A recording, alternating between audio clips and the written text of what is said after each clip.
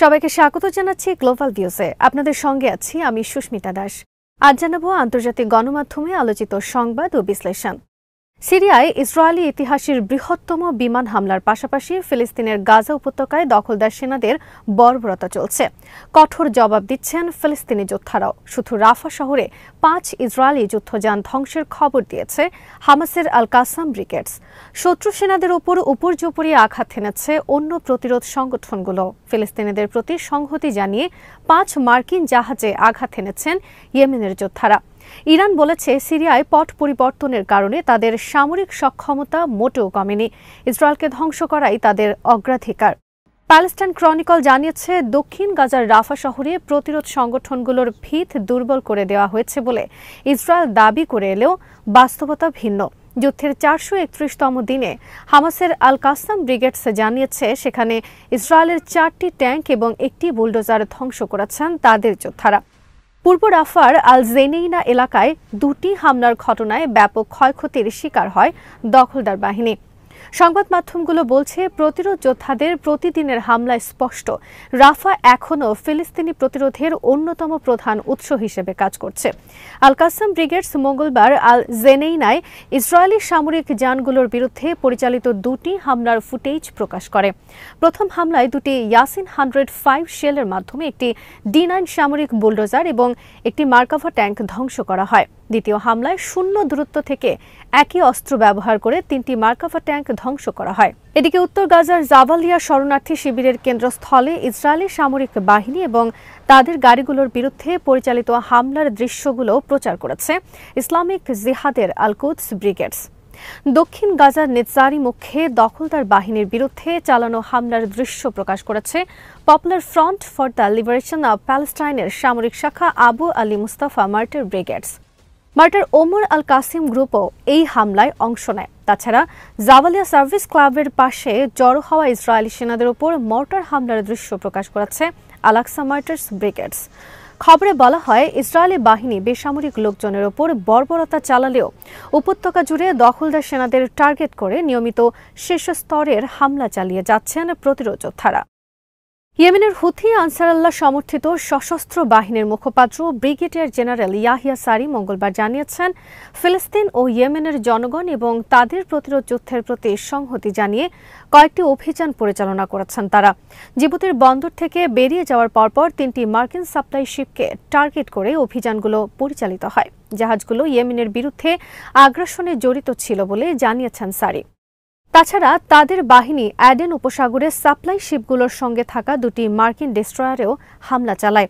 সমন্বিত হামলায় বেশ কিছু অত্যাধুনিক ক্ষেপণাস্ত্র এবং মানববিহীন আকাশযান ব্যবহার করা হয়। মাত্র 10 দিনের ব্যবধানে মার্কিন জাহাজগুলোতে চালানো এই দ্বিতীয় হামলার লক্ষ্য সাফল্যের সঙ্গে অর্জিত হয়েছে বলে জানান ইয়াহিয়া সারি। এর পাশাপাশি মঙ্গলবার তেল আবিবের মেট্রোপলিটন এলাকা এবং আশকেলনের মিলিটারি টার্গেটগুলোতে 2টি ড্রোন হামলা চালায় হুথি সমর্থিত সশস্ত্র বাহিনী। গাজা ও ইয়েমেনে আগ্রাসন বন্ধ এবং গাজা উপত্যকা থেকে অবরোধ প্রত্যাহার না করা পর্যন্ত এ ধরনের হামলা চলতে থাকবে বলে জানান হুথিদের এই সামরিক মুখপাত্র। ইরানের ইসলামী বিপ্লবী গার্ড বাহিনী বা IRGCর প্রধান মেজর জেনারেল হোসেইন সালামি বলেছেন ইরান জোরালোভাবে দখলদার ইসরায়েলের পতনের চেষ্টা করছে। তিনি মঙ্গলবার ইরানের পার্লামেন্ট সদস্যদের উদ্দেশ্যে দেওয়া ভাষণে আশ্বস্ত করেন সিরিয়ায় আসাদ সরকারের পতনের পরও ইরান আঞ্চলিক শক্তি রয়েছে এবং ইসরায়েলের মূলোৎপাটন এখনও ইরানের সামরিক বাহিনীর কাছে অগ্রাধিকার পাচ্ছে। এ বিষয়ে ইরানের পররাষ্ট্রনীতি বিষয়ক সংসদীয় কমিটির মুখপাত্র ইব্রাহিম রেজাই এক্স পেজে দেওয়া এক পোস্টে বলেছেন ইরানের সক্ষমতার উপর মেজর জেনারেল হোসেন সালামির পূর্ণ আস্থা রয়েছে। তিনি বলেন জেনারেল সালামি জানিয়েছেন ইরানের শক্তির কিছুই ক্ষয় হয়নি। আমরা শত্রুর সব ধরনের স্বার্থের উপর প্রভাব বিস্তার করে রেখেছি এবং ইসরায়েলের পতনের বিষয়টি আমাদের এজেন্ডায় থাকবে। পার্লামেন্টের সভাপতি মণ্ডলীর সদস্য আহমদ নাদেরি বিষয়টি আরও পরিষ্কার করে বলেন যে অধিবেশনে জেনারেল সালামি ভাষণ দিয়েছেন। সেই অধিবেশনে ইরানের সামরিক কৌশল, ইসরায়েলের সাম্প্রতিক আগ্রাসন এবং ইরানের পাল্টা অভিযানের বিষয় নিয়ে আলোচনা হয়েছে। নাদেরি নিশ্চিত করেন প্রেসিডেন্ট বাশার আল আসাদের পতনের একেবারে নিকটতম সময় পর্যন্ত ইরানের সামরিক উপদেষ্টারা সিরিয়াতে অবস্থান করেছেন। তবে এই মুহূর্তে ইরানের সামরিক বাহিনীর কোনো সদস্য সিরিয়ায় নেই। সিরিয়ার অভ্যন্তরে ইসরায়েলের হামলা এবং সিরীয় ভূমি দখলের নিন্দা জানিয়েছে তুরস্ক এবং মিশর। আগের দিন একই ইস্যুতে নিন্দা জানিয়েছিল ইরান, সৌদি আরব, কাতার এবং ইরাক। তুরস্কের পররাষ্ট্র মন্ত্রণালয় ইসরায়েলি আগ্রাসনের নিন্দা জানিয়ে সিরিয়ার আঞ্চলিক অখণ্ডতার প্রতি তার সমর্থন পুনর্ব্যক্ত করেছে। এক বিবৃতিতে আঙ্কারা বলেছে, এই সংবেদনশীল সময়ে যখন সিরিয়ার জনগণের বহু বছরের আকাঙ্ক্ষা পূরণের সম্ভাবনা দেখা দিয়েছে, তখন ইসরায়েল আবারও তার ঘৃণ্য দখলদার মানসিকতা প্রদর্শন করছে। মিশরের পররাষ্ট্র মন্ত্রণালয় বলেছে, তারা ইসরায়েলের সিরীয় ভূমি দখলের নিন্দা জানাচ্ছে এবং বাফার জোনে ইসরায়েলি সেনা অবস্থানকে সংঘাতের নতুন মাত্রা প্রয়োগের প্রচেষ্টা হিসেবে দেখছে। এর আগে কাতারের পররাষ্ট্র মন্ত্রণালয় জানায়, সিরিয়ায় ইসরায়েলি অনুপ্রবেশ দেশটির সার্বভৌমত্বের নির্লজ্জ ও বিপজ্জনক লঙ্ঘন। ইসরায়েলের এমন কর্মকাণ্ডের নিন্দা জানিয়ে সৌদি আরব বলেছে, ইসরায়েল আন্তর্জাতিক আইন লঙ্ঘন অব্যাহত রেখেছে। ইসরায়েলের এমন কার্যকলাপের নিন্দা জানাতে আন্তর্জাতিক সম্প্রদায়ের প্রতি আহ্বান জানিয়ে দেশটির পররাষ্ট্র মন্ত্রণালয় বলেছে, গোলান মালভূমি আরবেরই অংশ। এদিকে সিরিয়ায় ইসরায়েলি আগ্রাসনের নিন্দা এবং দেশটির উপর অবৈধ দখলদারিত্ব কায়েমের বিরুদ্ধে আন্তর্জাতিক সম্প্রদায়কে কার্যকর ব্যবস্থা নেওয়ার আহ্বান জানিয়ে লেবাননি হিজবুল্লাহ বলেছে, সিরিয়ায় ইসরায়েলি সামরিক বাহিনীর উপস্থিতি দেশটিকে আরও বেশি অস্থিতিশীল করে তুলবে। যে যুদ্ধকে পুঁজি করে ক্ষমতাকে দীর্ঘায়িত করার নির্মম কৌশল নিয়েছেন দুর্নীতিবাজ বেঞ্জামিন নেতানিয়াহু, মধ্যপ্রাচ্যে সেই যুদ্ধের ক্ষণঘটার মধ্যেই তাকে দুর্নীতি মামলায় আদালতে হাজিরা দিতে হলো। মঙ্গলবার সাক্ষ্য দিতে আদালতে হাজির হয়েছিলেন তিনি। ইসরায়েলের ইতিহাসে নেতানিয়াহু প্রথম কোনো প্রধানমন্ত্রী যাকে ক্ষমতায় থাকা অবস্থায় আসামি হিসেবে আদালতে হাজিরা দিতে হলো। ইসরায়েল বনাম বেঞ্জামিন নেতানিয়াহু শিরোনামের এই মামলায় হাজিরা দিতে নেতানিয়াহুকে সপ্তাহে 3 বার আদালতে হাজির হতে হবে বলে জানিয়েছে সংবাদ মাধ্যমগুলো। আদালতের নির্দেশনা অনুযায়ী মঙ্গলবার প্রথমবারের মতো তেল আবিবের জেলা আদালতে হাজির হন তিনি। রয়টার্স জানায়, 2019 সালে পৃথক 3টি মামলায় অভিযুক্ত হন নেতানিয়াহু। এর মধ্যে ধনী বন্ধুদের কাছ থেকে উপহার গ্রহণ এবং তার পক্ষে সংবাদ প্রচারের বিনিময়ে গণমাধ্যম মালিকদের সুবিধা দেওয়ার অভিযোগ রয়েছে। 2020 সালের মে মাসে এসব মামলার বিচার কাজ শুরু হলেও বেশ কয়েকবার পেছানো হয়। এসব মামলা প্রসঙ্গে কয়েকজন বিশ্লেষক আল জাজিরাকে বলেন, মামলার বিচার ও সম্ভাব্য দোষী সাব্যস্ত হওয়া এড়াতে নেতানিয়াহু গাজার গণহত্যা অব্যাহত রাখছেন এবং মধ্যপ্রাচ্যে ইসরায়েলের সামরিক অভিযান প্রসারিত করছেন। আদালতে সাক্ষ্য দেওয়ার সময় নেতানিয়াহু বলেন, অভিযোগগুলো হাস্যকর, কোনো ভিত্তি নেই। এদিকে বাশার আল আসাদের পতনের সুযোগে সিরিয়ার বিভিন্ন স্থানে ব্যাপক হামলা চালাচ্ছে ইসরায়েল। দেশটির সামরিক বাহিনী মঙ্গলবার জানিয়েছে, সর্বশেষ 48 ঘণ্টায় তারা সিরিয়ায় 480 বার হামলা চালিয়েছেন, যার মধ্যে 15টি নৌযান, বিমান বিধ্বংসী ব্যাটারি ও বেশ কয়েকটি শহরের অস্ত্র কারখানা রয়েছে। আল মায়াদিন জানিয়েছে, দামেস্কের দক্ষিণে বেশ কয়েকটি গ্রাম দখল করার পর ইসরায়েলি ট্যাঙ্কগুলো এখন রাজধানীর কাছাকাছি অবস্থান করছে। 1974 সালের চুক্তি লঙ্ঘন করে তারা অধিকৃত গোলান মালভূমির কাছের বাফার জোন দখল করেছেন। তাছাড়া কৌশলগত মাউন্ট হারমনের নিয়ন্ত্রণ নিয়ে উচ্চভূমি সুরক্ষিত করেছে দখলদার বাহিনী।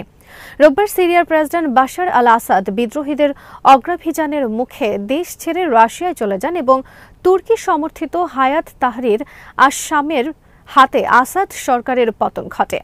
এ অবস্থায় ইসরায়েল সিরিয়ার উপর আগ্রাসন জোরদার করে। গোলান মালভূমি দখল করার পর ইসরায়েলের প্রধানমন্ত্রী বেঞ্জামিন নেতানিয়াহু বলেছেন, গোলান মালভূমি চিরদিনের জন্য ইসরায়েলের অংশ হয়ে থাকবে।